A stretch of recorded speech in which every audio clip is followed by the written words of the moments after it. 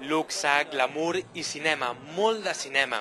Aquests són els elements que vam poder trobar a la gala amb la qual va obrir el Festival Internacional de Cinema de Palm Springs, a Califòrnia. Sembla, però, que la crisi econòmica no està afectant els actors de Hollywood, ja que ells van assistir a aquest esdeveniment amb els millors vestits per lluir-los sobre la catifa vermella. Entre els assistents van poder trobar a Dustin Hoffman o Amy Adams, que no van guanyar cap premi.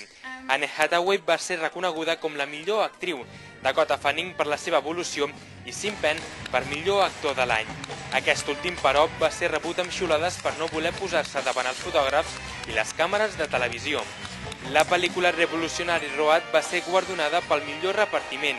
Leonardo DiCaprio va ser l'encarregat de rebre el premi. L'actor va assegurar que treballar en aquest llargmetratge era com estar en una obra de Broadway.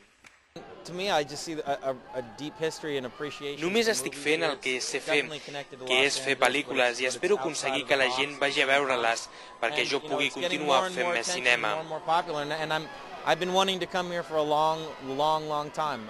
Clint Eastwood va rebre un homenatge per la seva trajectòria professional. El director del Substitut i actor i director de Gran Torino va voler agrair aquest fet al públic i als organitzadors d'aquest festival. Aquesta és una de les tantes gales que es veuran als Estats Units i que acabaran d'aquí a unes setmanes, just quan es celebri la cerimònia dels Oscars.